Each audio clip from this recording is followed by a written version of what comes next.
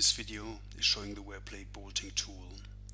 The Wearplate bolting tool is creating a bolted connection between a Wearplate and its base plate using studs that get welded to the outside of the Wearplate.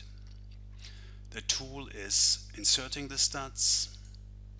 It's marking the position of the studs on the Wearplate with weld marks, and it's drilling the base plate using the diameter of the studs plus a work loose that the user can define as the diameter of the holes that get drilled.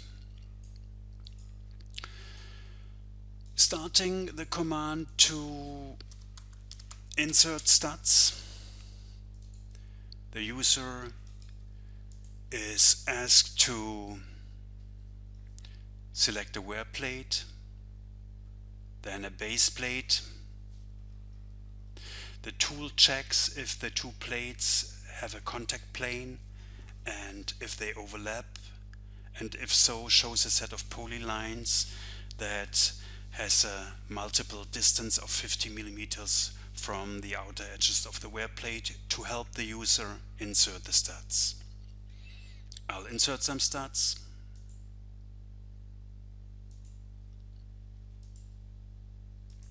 Right-click is terminating the insertion, and the user dialog opens that allows to edit the settings of the connection. There's a use pattern in there. If that's checked, the tool after the plates that get selected as wear plate and base plate are checked if they have a contact plane and overlap. The wear plate gets checked if it's rectangular, and if so, the studs get inserted automatically using a predefined pattern that's stored in a file. After the insertion, the dialog opens and the connection can get edited. The properties of the stud, the dimensions of the stud can get edited, the work loose, the properties, the allocations. Also, there's a template function in there that allows to load the settings from a template or to store settings in a template. And there are some additional functions that allow to insert additional studs or to move studs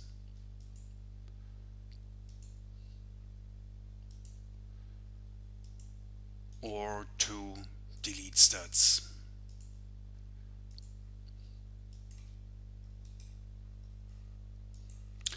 The top side of the wear plate has to be the side of the weld mark and the studs to have them visible in detailing.